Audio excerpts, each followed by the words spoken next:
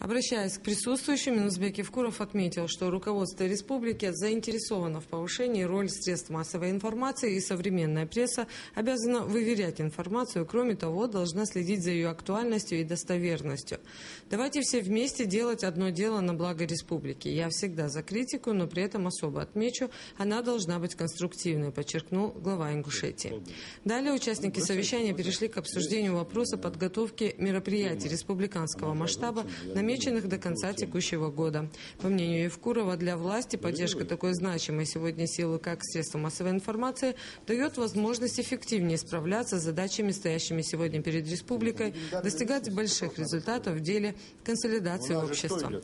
Вспоминая годовщину трагических событий 1992 года, глава особо подчеркнул, что внимательно следил за тем, что пишут СМИ. Некоторые из них, особенно интернет-издания, вместо того, чтобы помочь народам обеих республик затянуть незаживающие раны, действуют наоборот как раздражители.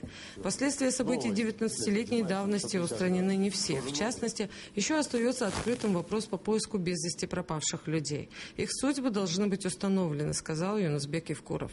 Освещение этой и многих других тем на телевидении, печатных изданиях и сети интернет также принесут свои плоды, считает глава региона. Участников встречи Евкуров еще раз призвал в своей работе использовать социологические опросы, которые нацелены на выявление истинных настроений в обществе. Круглые столы очень важны. Собираться, общаться, изучать. Не только тему общей безопасности. Почему не изучать тему экономические, социальные? Почему я должен всем доказывать, что Лазарь-Космыш нужно делать, что мемориальный комплекс нужно делать, что дворец спорта нужно строить? Почему я должен день и ночь этими землями воевать? Вам что, не интересно это? Или это мне одному надо?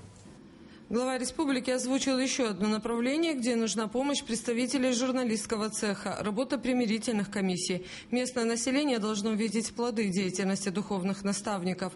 При освещении в прессе это возможно, добавил глава. Завершая совещание, Юнусбек Евкуров отметил, что ГТРК Ингушетия в скором времени смотреть будут не только жители одной республики, но и всего мира. Телерадиокомпания выходит в онлайн-вещание. Поэтому и к подготовке журналистского продукта нужно отнестись очень ответственно. Зрители должны с интересом смотреть ингушские новости и различные позитивные передачи, подчеркнул руководитель республики. Пресс-служба главы Республики Ингушетия специально для программы «Вести».